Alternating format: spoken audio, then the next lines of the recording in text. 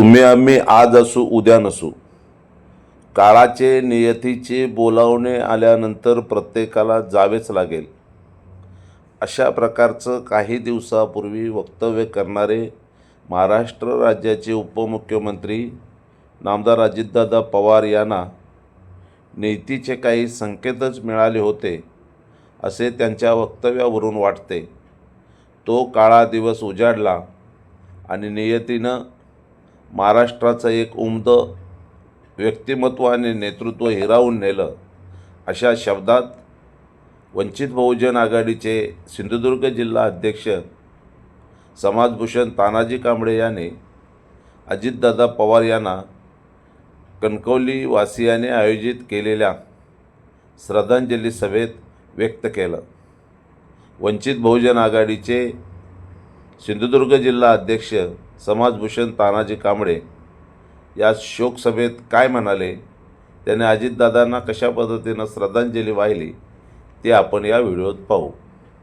तुम्ही आम्ही आज असू उद्या नसू, काळाच्या आणि नीतीच्या मनात आल्यानंतर प्रत्येकाला जावंच लागणार आहे, अशा प्रकारचं भाषण, अशा प्रकारचं वक्तव्य महाराष्ट्राचे लोकप्रिय उपमुख्यमंत्री माननीय नामदार अजितदादा पवार यांनी काही दिवसापूर्वी केलं होतं. नीतीच्या मनात काय आहे याचे संकेत कदाचित अजितदादांना मिळाले होते आणि दुर्दैवानं तो काळा दिवस काल उजाडला आणि महाराष्ट्रातील एका जबरदस्त अशा नेत्याला नियतीनं हिरावून नेलं.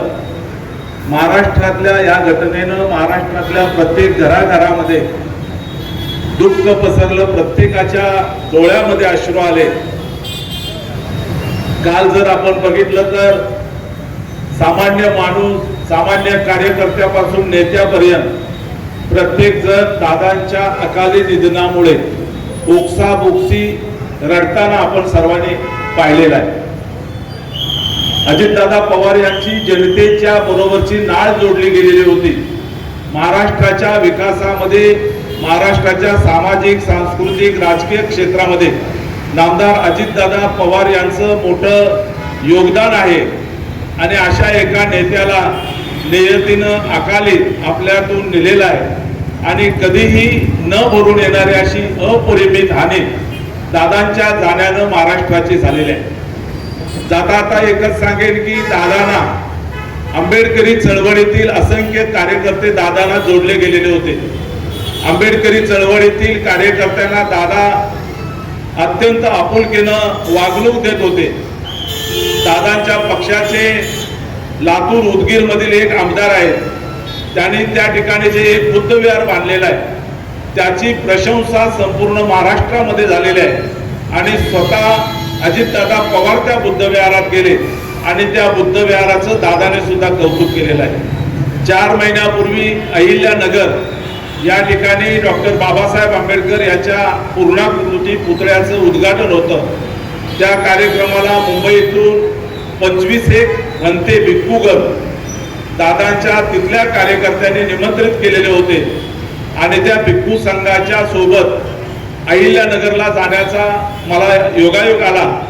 दादांनी त्या ठिकाणी महाराष्ट्राचे महागायक आनंददादा शिंदे यांच्या कव्वालीचा कार्यक्रम ठेवलेला होता आणि तिकडच्या 5-10 जिल्ह्यातून प्रचंड अशी आंबेडकरी समूहाची लोकसंख्या बाबासाहेब आंबेडकरांच्या पुतळ्याच्या उद्घाटनासाठी अहिल्यानगरमध्ये उपस्थित होती आणि माननीय नामदार अजितदादा पवार यांच्या हस्ते त्या पुतळ्याचं उद्घाटन होणार होतं.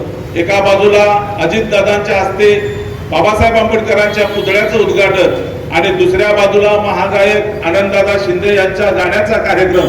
प्रचंड अशी गर्दी त्या अहिल्यानगरमध्ये झालेली होती.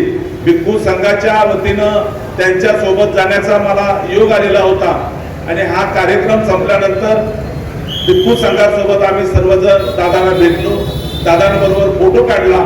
तो फोटोही फेसबुकवर आम्ही अपलोड केलेला आहे. मी आपल्याला जाता एवढंच सांगेन की दादांच्या विषयी वर्तमानपत्र असतील, माध्यमांमध्ये सातत्यानं 2 दिवस येत आहे.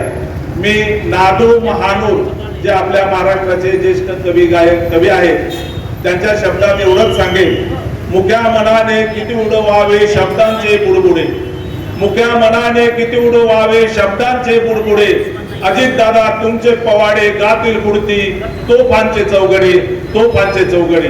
मी माझ्या वंचित बहुजन आघाडीच्या वतीने, माझ्या कुटुंबियांच्या वतीनं अशा या लाडक्या नेत्याला, आंबेडकरी चळवळीतील कार्यकर्त्यांवर निश्चित प्रेम करणाऱ्या अजितदादांना या ठिकाणी विनम्र व्हावे असं अभिवादन करतो आणि थांबतो. जय भीम, जय बुद्ध, जय महाराष्ट्र.